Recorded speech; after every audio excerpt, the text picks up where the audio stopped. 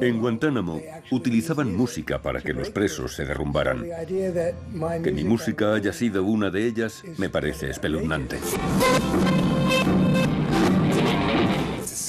La CIA creía que era más fácil interrogar a aquellas personas si antes las debilitaban.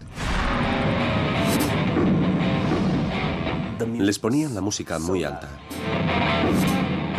Probablemente fue una de las peores torturas.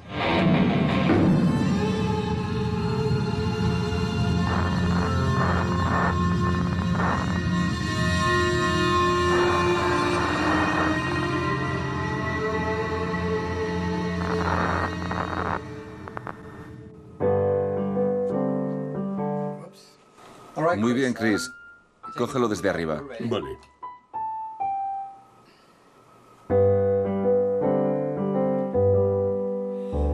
It's incredible where you can go in your imagination. Hitch a ride on a cloud or go... No, me equivoqué. Siempre me ha gustado la música como a casi todo el mundo. La música, entre otras cosas, me ha traído mucha suerte. Doy las gracias por haber tenido la posibilidad de componer. Por un lado porque me ha dado de comer y sobre todo porque es divertido. Y además porque sirve para ayudar a la gente. It's incredible where you can go in your imagination. Christopher Cerf es el compositor de la música de Barrio Sésamo. Su música ayuda a que los niños aprendan a leer y a escribir. Lleva 40 años trabajando para este famoso programa de televisión y ha escrito más de 200 canciones. There's a rainbow of beautiful colors waiting for you.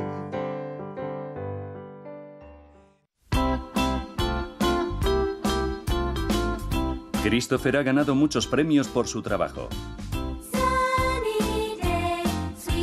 Los extravagantes vecinos de Barrio Sésamo, como Epi o la gallina Caponata, cantan sus canciones.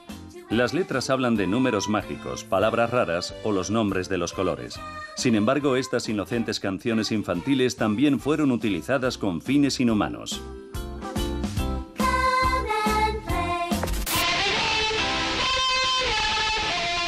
En 2003 salió a la luz que los servicios de inteligencia estadounidenses habían torturado a presos durante días con canciones de Barrio Sésamo.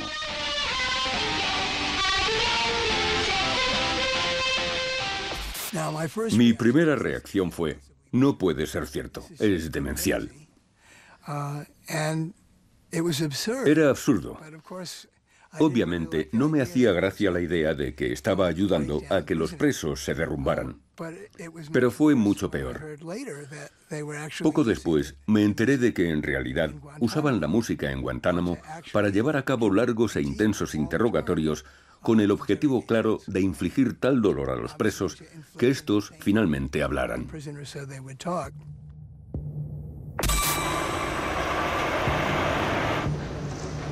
Tras los ataques terroristas a Estados Unidos el 11 de septiembre de 2001, el gobierno tomó medidas inmediatamente. Empezaba la Guerra Mundial contra el Terror. Estados Unidos y sus aliados capturaron por todo el mundo a un sinfín de sospechosos para interrogarlos, y no se puede decir que fueran remilgados con los métodos empleados.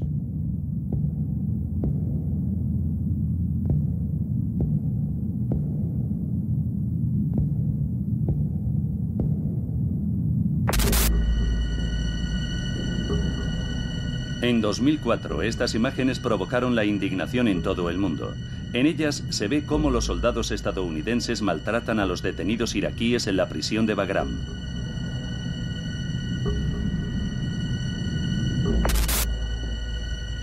Hasta hace poco este documento era información clasificada. Son las directrices a seguir en los interrogatorios, recopiladas por la Oficina de los Servicios Médicos de la Agencia Central de Inteligencia de Estados Unidos. Los especialistas médicos describen minuciosamente las torturas permitidas a los agentes de la CIA. Se centran en métodos que no dejan huellas visibles en los presos, como el ruido y la música a un alto volumen. Los niveles de ruido permitidos son los siguientes: una música tan alta como el ruido de una autopista durante 18 horas al día, como el volumen del arranque de una moto durante 8 horas, Como el ruido del motor de un camión a pleno rendimiento durante 4 horas. O como el ruido de un martillo neumático durante 2 horas.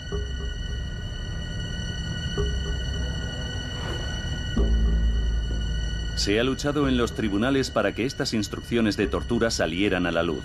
No obstante, en la mayoría de los documentos aparece, según el gobierno, por razones de seguridad nacional. Pero expertos en derechos humanos, como Thomas Keenan, saben muy bien qué métodos de tortura musical fueron utilizados. Ataban a los presos a una silla y los obligaban a ponerse unos auriculares que era imposible que se pudieran quitar. Los dejaban a solas mucho tiempo con la música puesta, a veces horas e incluso días, escuchando una y otra vez la misma música a todo volumen.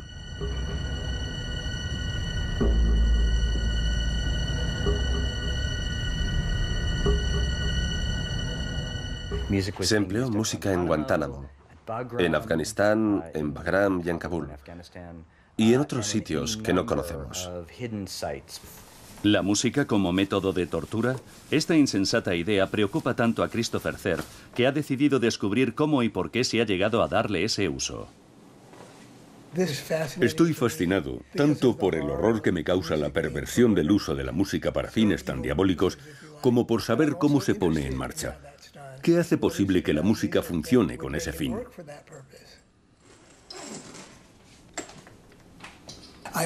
También quiero averiguar por qué a alguien se le llegó a ocurrir una idea así.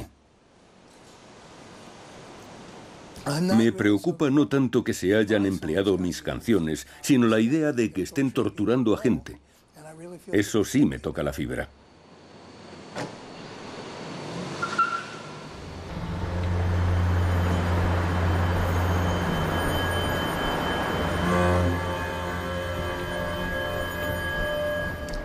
Me parece increíble que Estados Unidos esté torturando a gente después de todas las guerras en las que ha luchado contra países que actuaban de la misma forma para que dejaran de hacerlo. La idea de que nosotros lo estuviéramos llevando a cabo para proteger nuestra libertad me parecía irónico.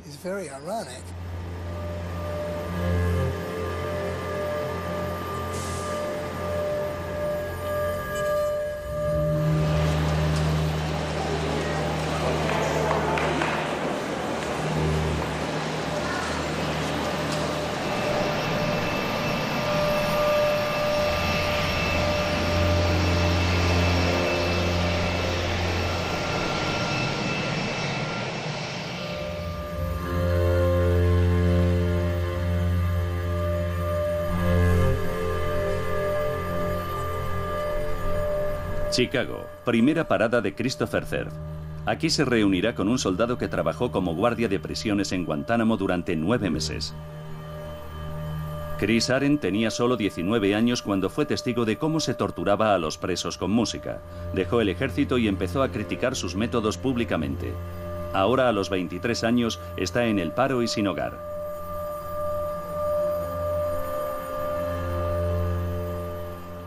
Chris, tenía muchas ganas de hablar contigo.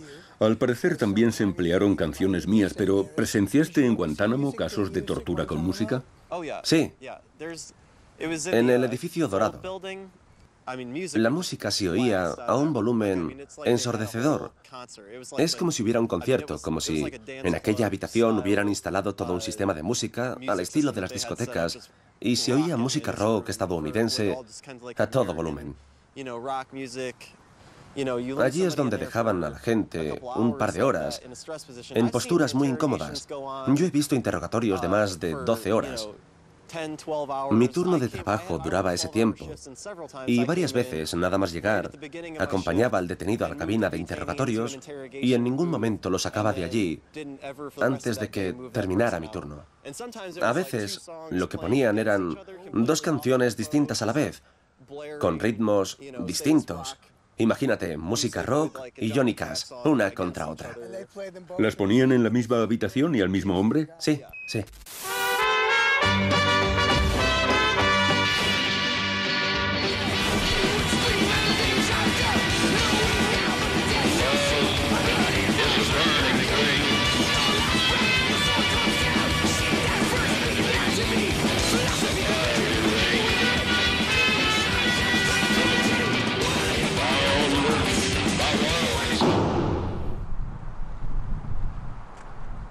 El proceso del interrogatorio es muy raro. Se emplean métodos que yo nunca me habría imaginado que usarían. Aunque supongo que en el fondo yo me había creado muchas expectativas acerca de en qué consistía una tortura. Pero entonces ves que les hacen escuchar música y ponerse en posturas incómodas. Quizá por eso a mí y a otra gente no nos llamó tanto la atención. Eso sí, me costó entender por qué eso era una tortura. Y luego me di cuenta de que se trataba de técnicas psicológicas insidiosas que nada tenían que ver con las que estamos acostumbrados a ver en el cine. No se ata a la gente a ninguna pared, ni se le arrancan las uñas de los pies. Lo que se hace es dejarlos en el suelo en posturas muy incómodas, en un lugar frío durante horas y horas, escuchando a un volumen muy alto música abominable en su tradición cultural, cosas que odian, para que se derrumben. Aunque la mayoría ya llegan derrumbados, no sé cómo de eficaces eran estos métodos, porque estar solo en una celda ya hacía que se vinieran abajo. ¿Crees que aquello cambió tu vida? Sin duda. ¿A peor? Durante mucho tiempo los sentimientos de culpabilidad, de que aquello no estaba bien, me pesaron demasiado. Eso me abrió los ojos y me hizo dudar de si quería continuar dentro de mi egocéntrica burbuja estadounidense. ¿Fue por algo en concreto? ¿Fue la guerra, lo que tuviste que hacer o ambas cosas? ¿Qué hizo que te sintieras así? Un poco todo. Mi experiencia allí fue verdaderamente horrible, pero no deja de ser la punta del iceberg. Para mí resultó crucial darme cuenta de las injusticias que se cometen en este mundo. No puedo pensar en nada más.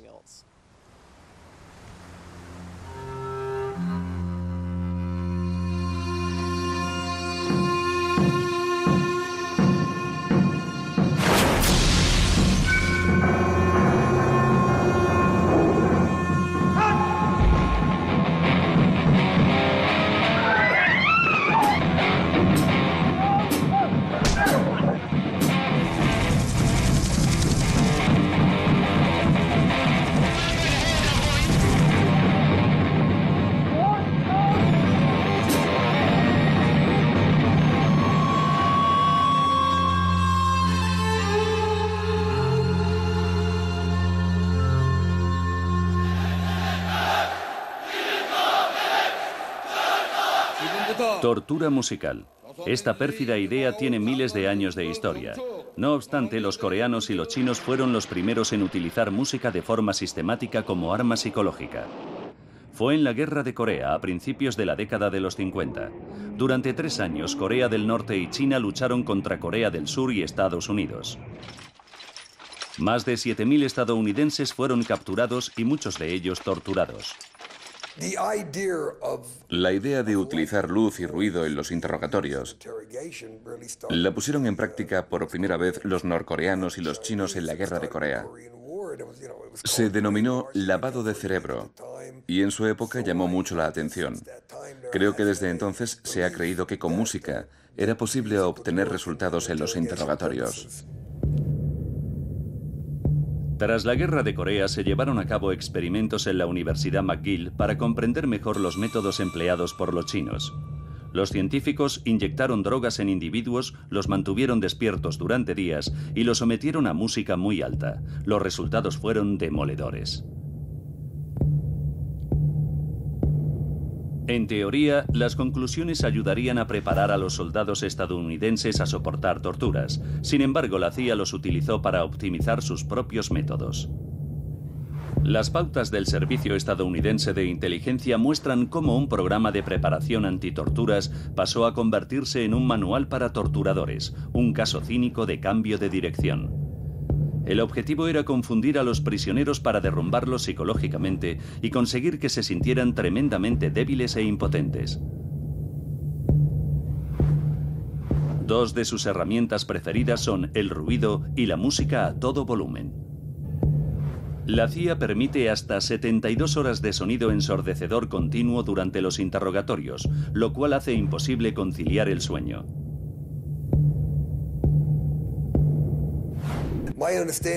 Creo que la CIA considera que es más fácil interrogar a los presos cuando están debilitados una vez que han perdido la determinación con la que entraron.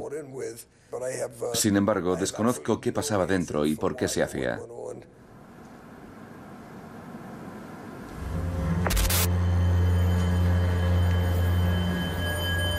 Pero, ¿cómo funciona la tortura con música?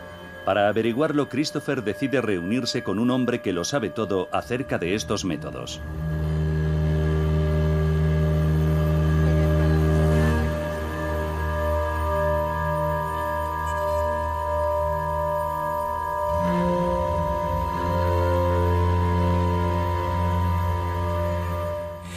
Creo que la música no tiene un lado oscuro.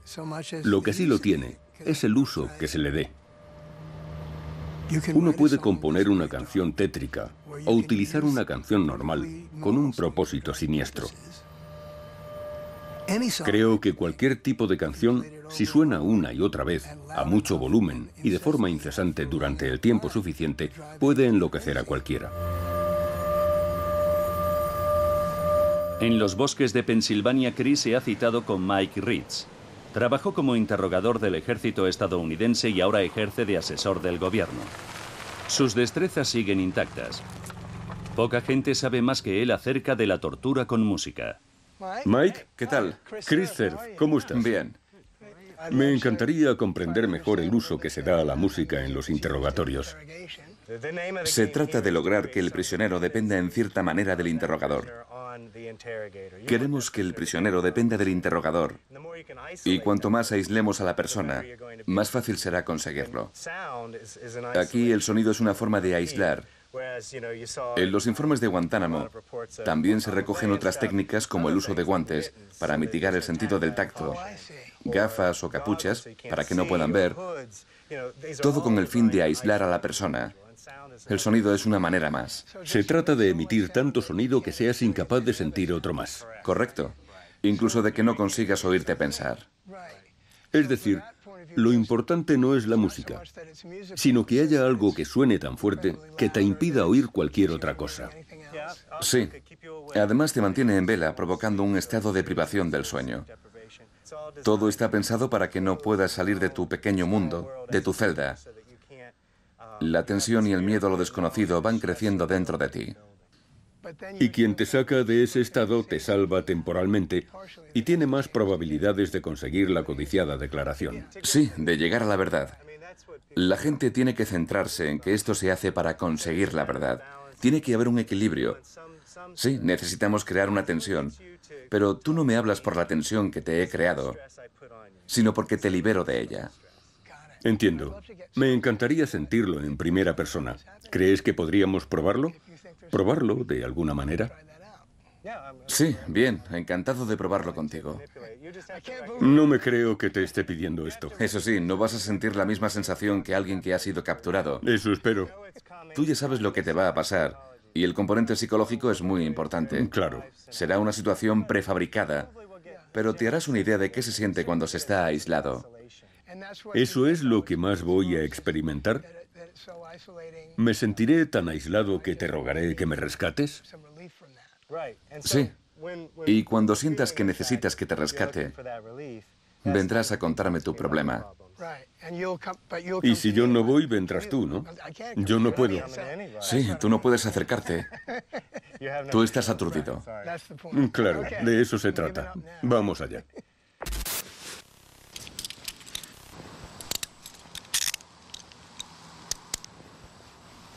Bien, imbécil, escúchame. Tengo varias normas que quiero que aprendas antes de que empecemos. ¿Me oyes? Le oigo. Lo primero y lo último que quiero oírte decir es señor, ¿entendido? Sí, señor. He dicho que lo primero y lo último que quiero oír es señor, ¿entendido? Sí, señor. No, señor, sí, señor, burro. Señor, sí, señor. Eso es. Segundo, las palmas siempre hacia abajo. No me señales con los puños o pensaré que me quieres pegar. Y como lo piense, te arranco la cabeza, ¿entendido? Sí, señor. No, señor, sí, señor, burro. Señor, sí, señor. Nos ha tocado un buen zote. Siguiente, nunca estés más alto que yo, ¿entendido? Sí, señor. ¿Por qué estás más alto que yo? ¿Estás más alto que yo? No, señor. ¿No? Pues a mí me parece que sí. ¿Me agacho, señor? Muy bien, borrico. Sí, señor. Bien, ahora sígueme. Camina. Vamos, toquete. ¿Qué se dice? Sí, señor. Bien, entra. Sí, señor. No, señor, sí, señor, imbécil. Señor, sí, señor. Eso es. Las manos abajo. ¿Me quieres pegar o qué? No, señor. Entonces las palmas hacia abajo y de rodillas.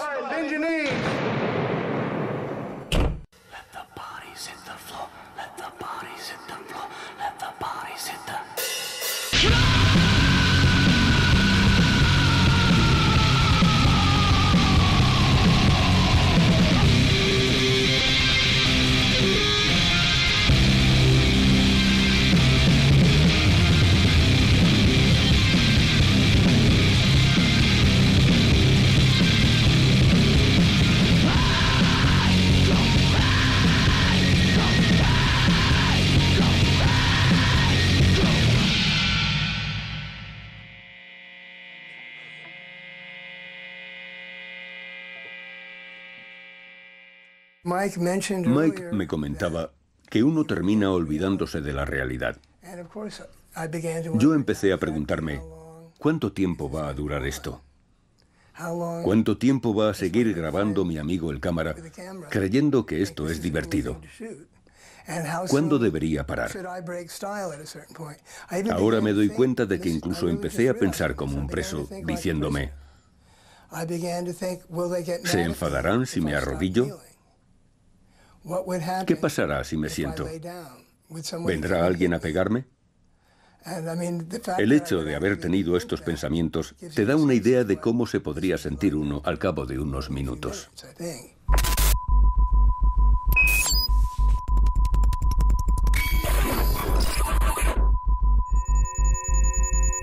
Laboratorio de Sonido de la Universidad de Montreal. Un grupo de científicos examinan cómo la música afecta a nuestro cerebro y a nuestros sentimientos. Musicólogos, neurocientíficos y psicólogos combinan sus conocimientos para averiguar, por ejemplo, si la música puede desencadenar emociones especialmente negativas, una cualidad que la haría perfecta para cualquier tortura.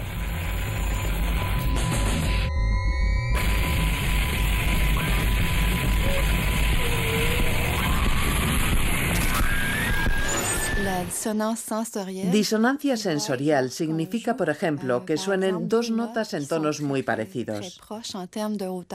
Esta disonancia crea una especie de fricción en el oído externo.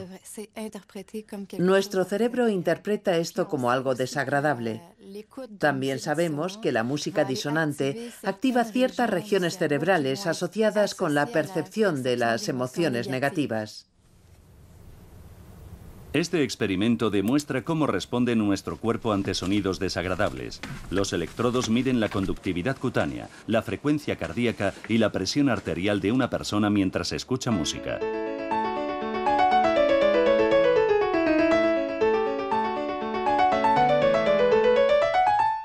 El candidato clasifica esta pieza como agradable.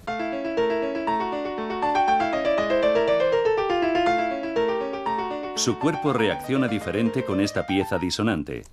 La califica como desagradable. Esta sensación no tiene nada que ver con las preferencias musicales o el bagaje cultural.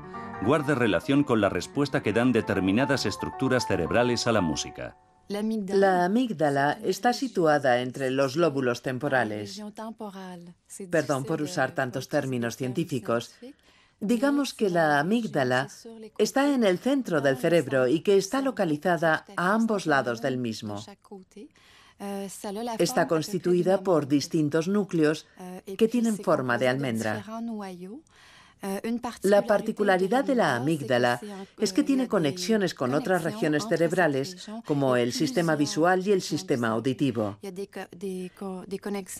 Es decir, que es una zona que está bien situada para recibir señales, por ejemplo, la señal de una alarma, y luego transmitir la información a otras partes del cerebro.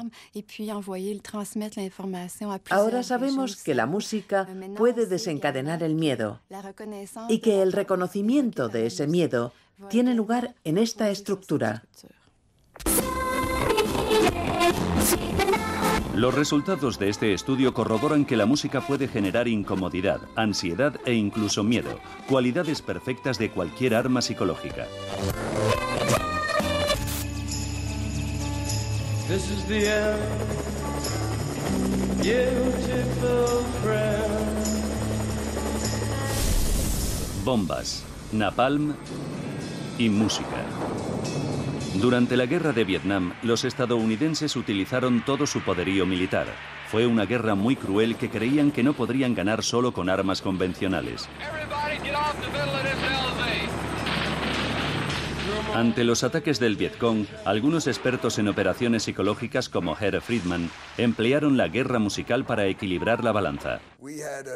Íbamos montados en tanques con altavoces, en jeeps con altavoces y en aviones con altavoces.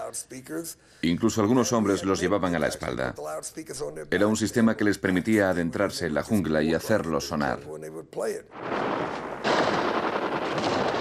Los estadounidenses se propusieron derrotar a los vietnamitas con la superioridad militar, pero al mismo tiempo con el corazón y con la cabeza, y para ello encargaron que se prepararan canciones pro-estadounidenses. Pero cuando el Vietcong intensificó sus ataques, cambió su estrategia. Ahora de los altavoces de las mochilas salían sonidos espeluznantes.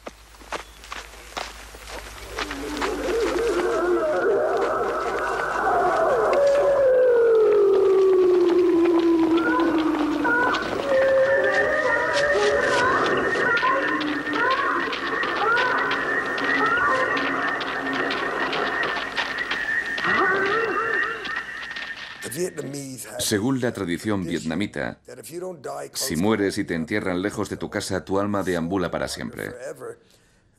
Los estadounidenses lo sabían, así que pusieron en marcha la campaña Alma Errante y reprodujeron música muy triste, como música funeraria y cantos fúnebres. De fondo se podía oír la voz de un padre muerto, diciéndoles a su hija y a su mujer que no volvería a casa, que deambularía para siempre. Se usaba para desmoralizar a los soldados enemigos.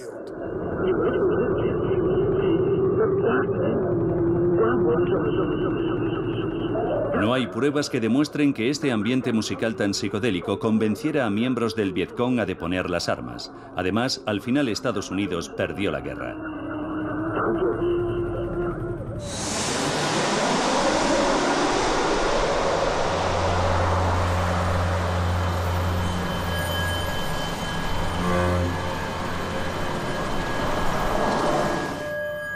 Hoy, el ejército estadounidense emplea la música como arma de manera mucho más deliberada y eficaz. Christopher Cerf ha viajado hasta Londres. Allí se reunirá con un hombre que fue detenido en Pakistán en 2002 al ser considerado supuesto terrorista.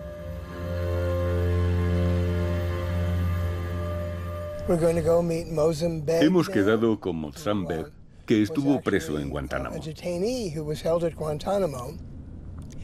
Es la primera vez que voy a hablar con alguien que ha estado expuesto al uso de la música como herramienta durante el interrogatorio. ¿Qué mejor que oírlo de primera mano?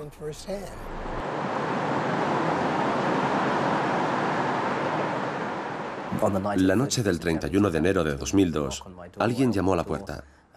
Abrí y entraron varias personas. Me encañonaron y me obligaron a salir al jardín. Me ataron las manos detrás de la espalda, me pusieron grilletes y una capucha y me subieron a un vehículo. Todo delante de mi mujer y mis hijos. Mohsen Beg es ciudadano británico, pero en 2001 se mudó a Pakistán con su familia.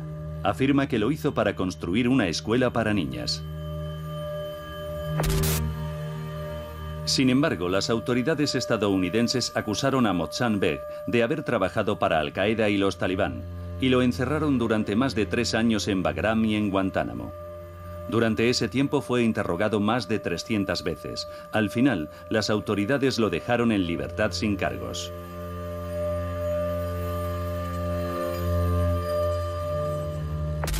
Los malos tratos empezaron cuando me entregaron a las autoridades militares estadounidenses.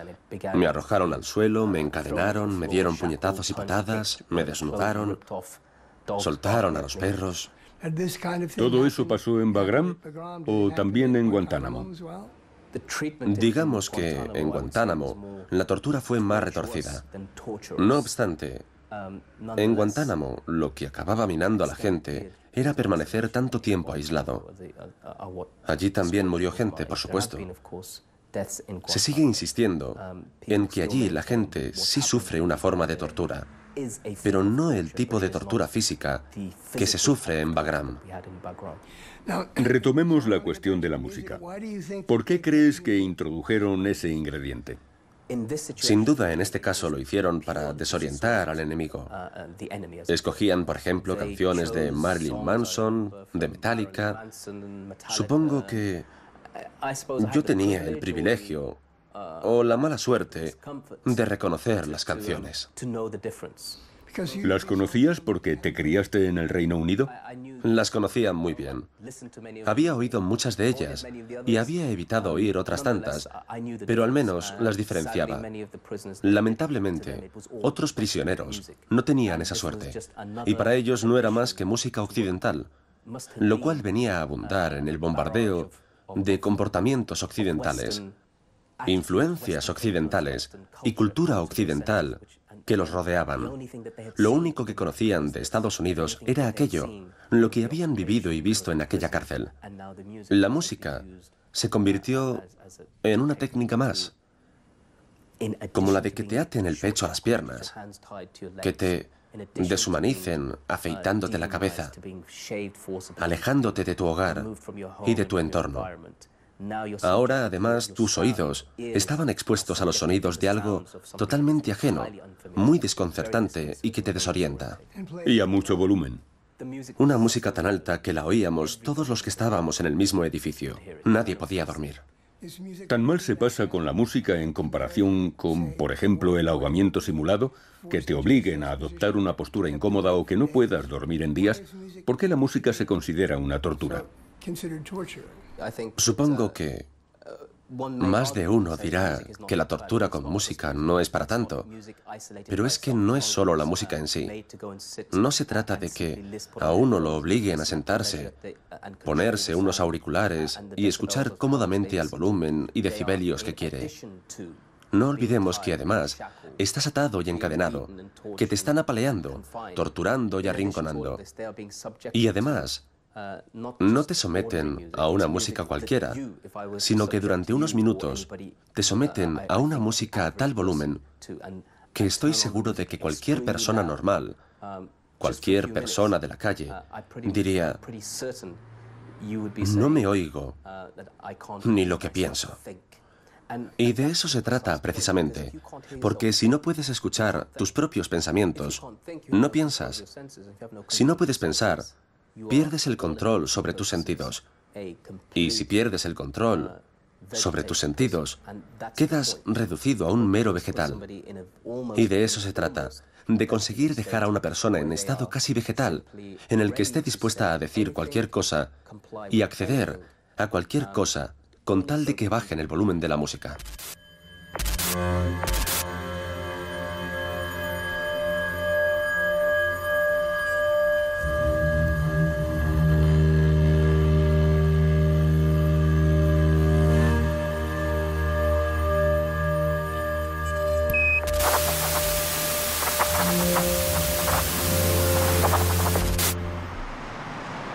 Música y tortura. Música y guerra. En la Universidad de Göttingen, un grupo de investigadores se concentra en estos aspectos.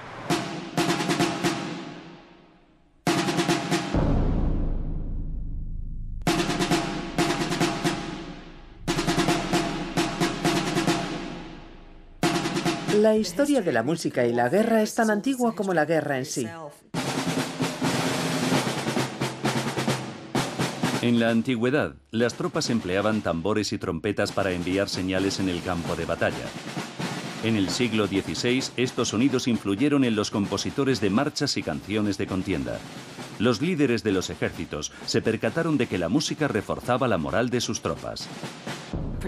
Sabemos que algún tipo de música, por ejemplo la cantada, es muy eficaz a la hora de reforzar la solidaridad entre los miembros del grupo. Durante el Imperio Alemán, por ejemplo, se emplearon canciones patrióticas como Antiguos camaradas para motivar a las tropas.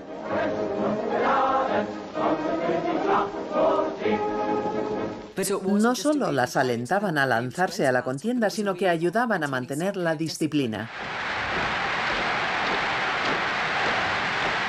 Ritmo y compás para subrayar la supremacía y alentar el odio. Adolf Hitler conocía el poder psicológico de la música y pocos meses después de alcanzar el poder centralizó la producción musical en Alemania con el fin de controlar qué escuchaba su pueblo.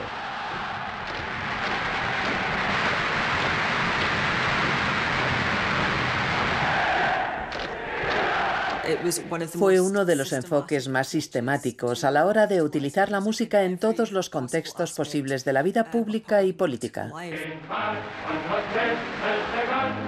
Hitler fundó la Cámara Musical del Reich, encargada de propagar únicamente música que siguiera los dictados nazis.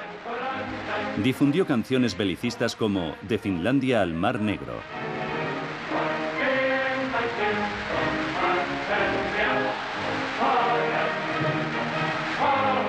Joseph Goebbels, jefe de propaganda, solicitó aquella composición. El poder emotivo de la música contribuyó a potenciar la sed de sangre de los alemanes.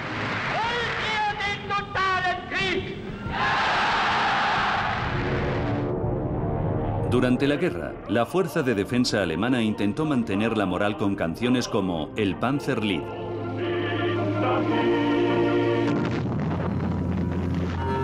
Incluso en la derrota, la música tenía su función: servir de consuelo y de vía de escape de la realidad.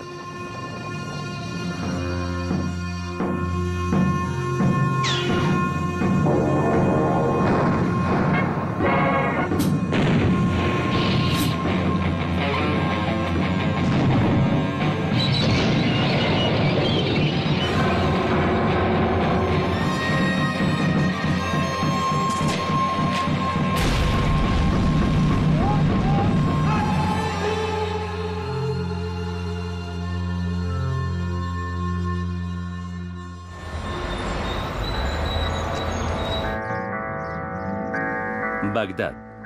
Una deprimente combinación de guerra y cotidianidad. Aquí los soldados deben lidiar con el aburrimiento y con el constante miedo de posibles ataques. Por eso la música constituye una vía de escape. Casi todos tienen un reproductor de CD o un iPod y se descargan la música de Internet. Para ellos es como una droga, una forma de relajarse o de prepararse para el siguiente enfrentamiento. Aquí abajo tengo mis CDs, así que ya lo tengo todo. Mientras tenga esto y unas pilas de sobra, no me hace falta nada. Con mi música estoy feliz. Me gusta oír música a toda caña, como el heavy. Me ayuda a llevar el día. Slayer. Sobre todo dos canciones, Angel of Death y Raining Blood. Heavy metal del fuerte. Me encantan. Me mantienen motivado. Te da el subidón final justo antes de que empiece la batalla.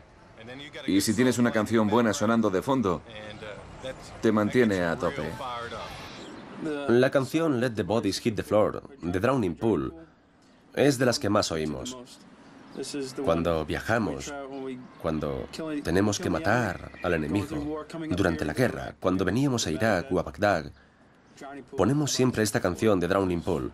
Es perfecta para esta situación.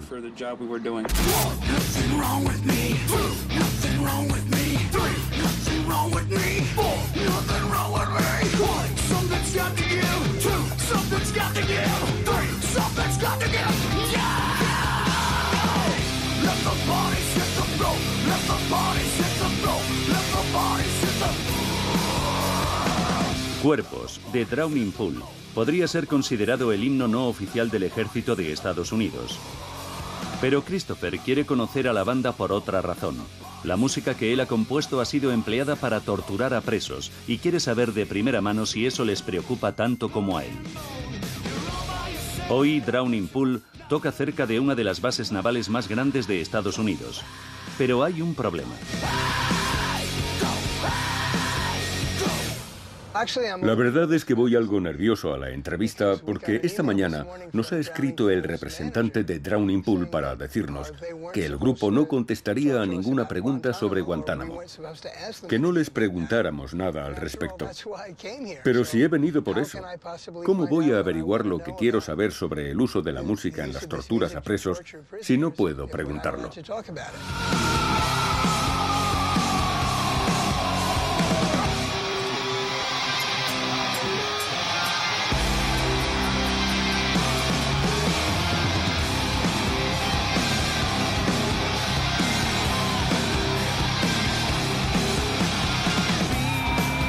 Una locura. Música de subidón, la mejor. Marines. Sí. ¿Eres marine? Claro. Estas bandas son increíbles.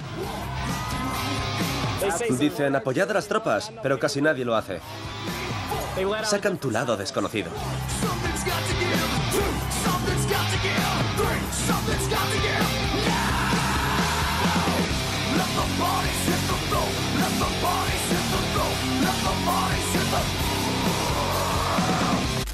Muchos seguidores son soldados. ¿Alguna vez os han dicho por qué les gusta tanto vuestra música? Lo que llega a nuestros oídos es que gusta a muchos hombres. Y mujeres. Y mujeres. Y mujeres de distintas divisiones. Que les pone las pilas, les pone alerta. Algunos os escuchan antes de salir de patrulla. Al parecer, conectan sus iPods al sistema de los tanques. Igual no debería decirlo, pero me han explicado cómo lo hacen y cómo nos oyen por los altavoces ¿En serio? mientras trabajan. Sí, no sé si somos la banda sonora no oficial del ejército. Yo no diría tanto, pero me imagino a esos soldados en sus Humvees, en sus tanques, en sus M1 de patrulla, esquivando bombas, por ejemplo, y mirando desde lo más alto. Yo siempre me he preguntado, si estuviera yo allí, ¿dispararía siguiendo el ritmo de la música? Bueno, tampoco hay que exagerar. A nadie le gusta pensar que su música puede ser la banda sonora de la muerte, pero al mismo tiempo nos llena de orgullo saber que la usan para estar alerta, para permanecer concentrados en su misión y así regresar a casa con su mujer y sus hijos. Siendo así, fantástico. Si hace que esos hombres y mujeres se queden despiertos hasta las 4, 5 o 6 de la mañana, bienvenido sea. ¿Creéis que vuestra música tiene algún componente político o es solo rock and roll? Creo que nuestra música no es política en absoluto. Si es verdad que tenemos una canción que se titula Soldados, que es una especie de agradecimiento y de alabanza a nuestro ejército y casi a cualquier ejército por buscar la paz y por intentar mantenerla. Es una mierda que haya guerras para mantener la paz, pero siempre ha sido así a lo largo de la historia. El hecho de que tenga que ser así es discutible. ¿Acaso deberíamos ser nosotros la policía mundial? Cada uno de los miembros del grupo tiene sus propias creencias y luego hay ideas que compartimos. ¿Eso nos hace un grupo de rock político? Cualquiera que nos conozca sabe que no es así. Solo somos un grupo de rock. No quiero meteros en un aprieto. Pregunta lo que quieras. Podéis no contestar. ¿Qué opinión os merece que el gobierno utilice vuestra música con presos para ayudar al ejército? Habíamos oído lo de los interrogatorios. Nos lo tomamos a broma y decimos que es normal que se interrogue a cualquiera que escuche nuestra música. Sí, torturamos a la muchedumbre que viene a vernos. Y a nosotros mismos. No es para tomárnoslo a broma, pero es lo que hay. Es mejor reírse, tío.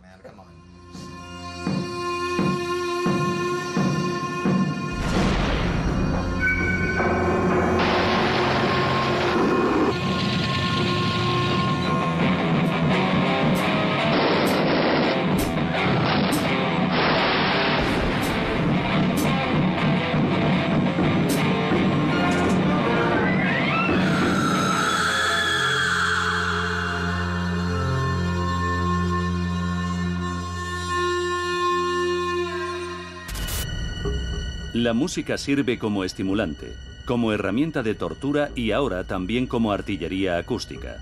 Un ejemplo, la batalla de Faluya en Irak.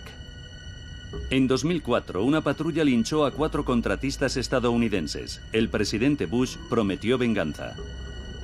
Nuestros comandantes llevarán a cabo las acciones necesarias para garantizar la paz en nombre del pueblo iraquí.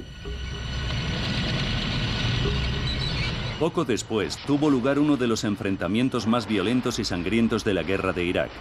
Más de 4.000 personas murieron durante los 7 meses que duró la contienda. Las luchas callejeras fueron salvajes por ambos bandos.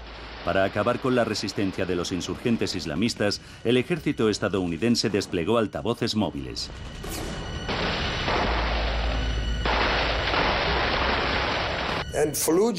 Faluya constituye un ejemplo perfecto. Poníamos música de día y de noche. Aquello parecía un espectáculo musical. Por los altavoces salía música constantemente. Y por su parte, los insurgentes de Faluya también ponían música a través de los altavoces que tenían en sus mezquitas, música religiosa.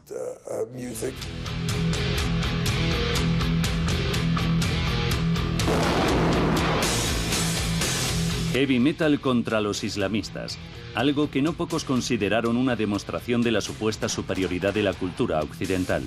El ejército de Estados Unidos cree que el bombardeo musical ayudó a socavar la moral de los insurgentes. Ahora ya se aceptan estas técnicas psicológicas y no hay unidad de ataque que no tenga su propio equipo. De esta forma, si 3 o 4 batallones o regimientos llevan a cabo un ataque en una determinada zona, no es raro que soliciten un equipo adicional de altavoces. Nosotros se lo mandamos desde aquí, desde Fort Bragg. Ahora hay mucha demanda. La tecnología de estos altavoces es cada vez más compleja.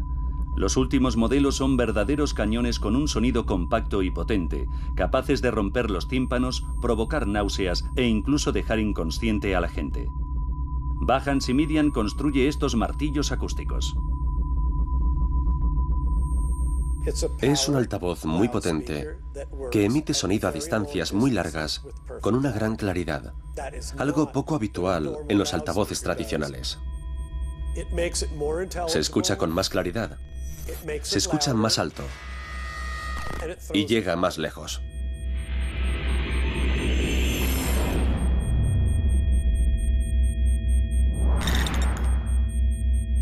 El negocio va muy bien. Todos los días decenas de pequeños altavoces de alto rendimiento son transformados en enormes cañones de sonido, capaces de abatir al enemigo sin necesidad de usar balas, únicamente con sobrecarga acústica. No solo da miedo su aspecto.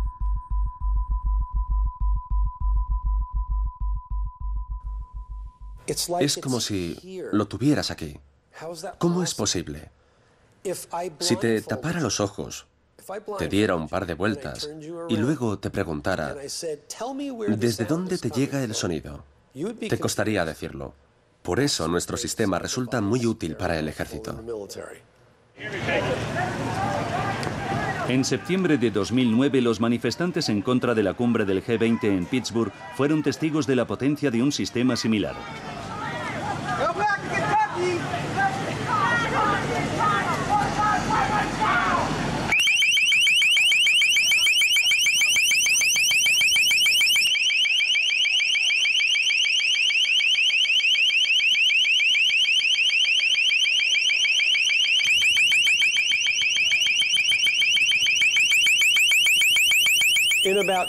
Dentro de un par de años, las guerras no serán como las de ahora. Ya no se utilizará la fuerza para someter a la gente. Probablemente sea uno de los últimos esfuerzos que hagamos. Creemos que para entonces este sistema debería poner fin a la necesidad de matar. Al orgulloso inventor no se le permite describirnos cuál será el aspecto de estos cañones de supersonido. Es información confidencial. Sin embargo, ya surgen las primeras dudas acerca de si su arma de sonido pondrá punto y final a las guerras.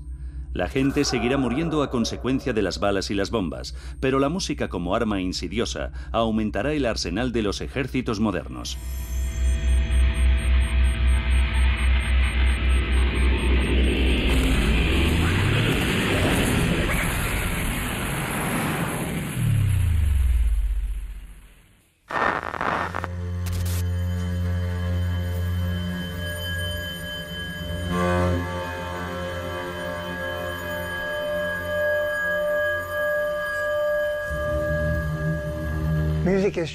La música forma parte de una técnica que hace que pierdas tu identidad, que pierdas tu confianza,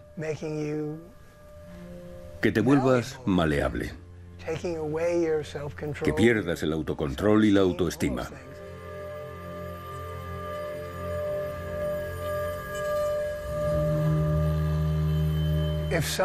He conseguido que dejen de utilizar mi canción y creo que he hecho algo moralmente bueno. Sin embargo, usarán la canción de otra persona. Si entre todos evitáramos que emplearan canciones, se servirían de ruidos y si no pudieran, dispondrían de cualquier otra cosa. Lo que tiene que ponernos en guardia no es el uso de la música, sino de la tortura.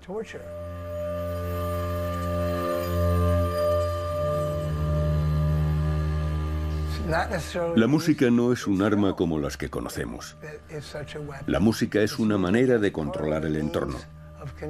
Y si a través de ella alguien es capaz de controlar el entorno de otra persona, logrará quitarle su voluntad. Eso sí que es un arma muy poderosa.